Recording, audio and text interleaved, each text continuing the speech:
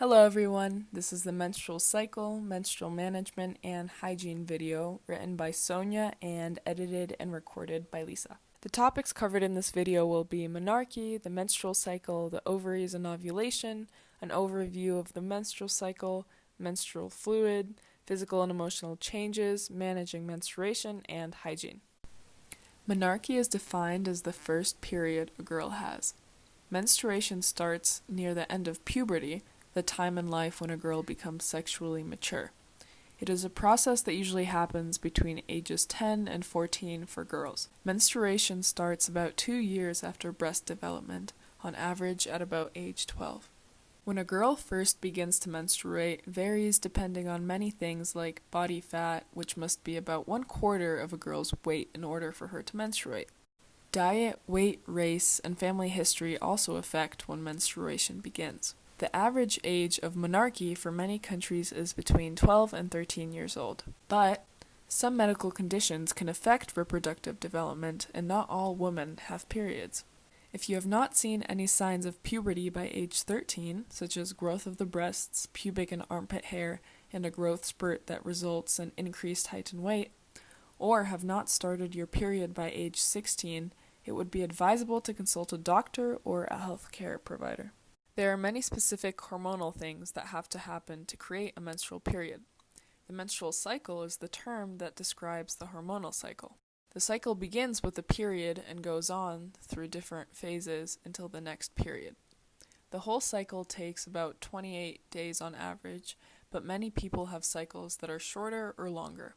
It usually takes a few years for a menstrual cycle to become regular. To be regular means that the cycle is about the same number of days each cycle. Most people have periods for around 40 years. Periods will change through these years. A menopause is when a woman stops having her period, usually at around age 50. Sometimes people skip periods.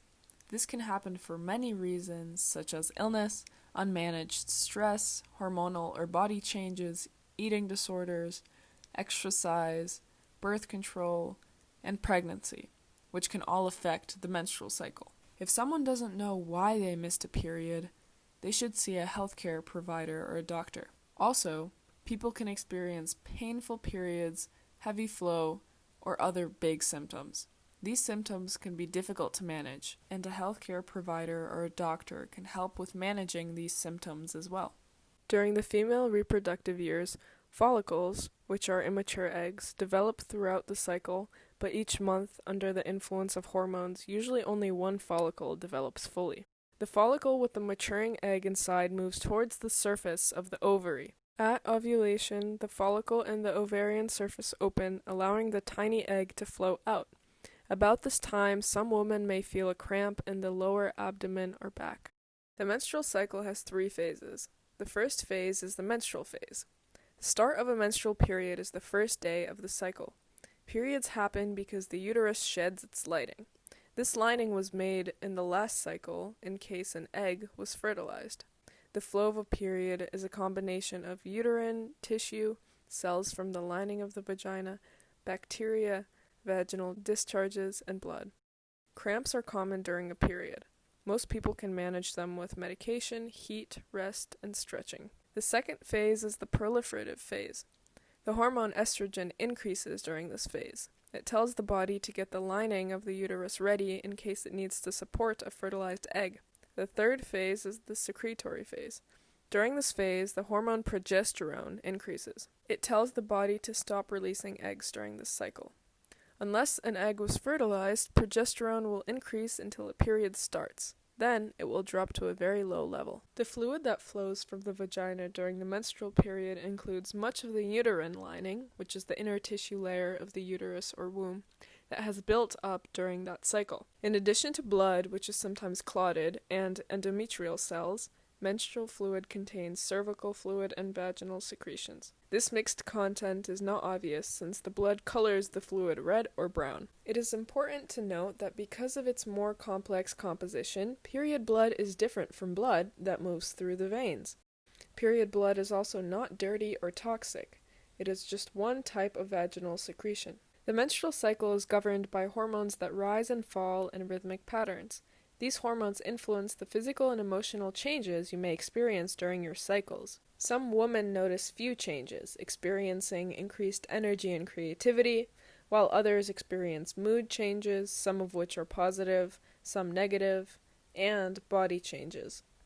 Women can have a variety of physical sensations and emotional experiences for several days before menstruation and sometimes during the first few days of a menstrual flow. These are caused by the normal hormone fluctuations of the menstrual cycle and are not a sign of hormone imbalance. Among the more negative changes are mood swings, fatigue, depression, bloating, breast tenderness, and headaches. For some women, certain self-care and non-medical techniques can help with mood swings. Exercise, calcium, and vitamin B show to help with mood swings. Pads are worn inside the underwear and absorb flow. People change them when they're getting full or when they want to. Pads often are the best choice for someone new to periods, for heavy flow, or during sleep. There are disposable pads and washable pads, and both can be found online or at in-person stores. Washable pads can be worn many times. They are better for the environment and can be more comfortable and cost less long-term. They can be washed and dried, just like underwear. Some people have concerns that washable pads are less sanitary than disposable pads, tampons, or other options. They are not. Just like it's not unsanitary to use washable underwear rather than underwear you would only wear once, then throw away. There should be no hygiene concerns so long as you wash your pads just like you do with your clothes. Insertables. These are inserted into the vagina to catch or absorb flow. They're good for swimming, sports, or for people who don't like pads. Tampons are the most common insertable. Tampons are safe to use when directions are followed. One risk with tampons is toxic shock syndrome, which is rare but serious. People using tampons should change them often, only wear them during the day, and use 100% cotton tampons without bleaches or synthetic materials. It is best to avoid scented pads or tampons. They can irritate the vagina.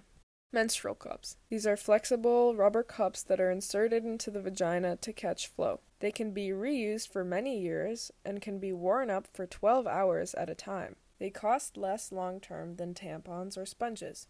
Change your period product every 2 to 4 or 4 to 6 hours, depending on the type of product and how heavy your flow is. Keep the vaginal area clean to avoid infections. Doctors usually recommend washing with warm water and avoiding perfumed soaps. Everyone feels differently about periods, depending on things like culture, family, and gender. There's nothing gross or bad or wrong about periods. They're just something our bodies do, like breathing, eating, or peeing. Here are more resources on menstruation, period management, and hygiene that you can check out, and please reach out with any questions to popcov@mit.edu. Thank you so much!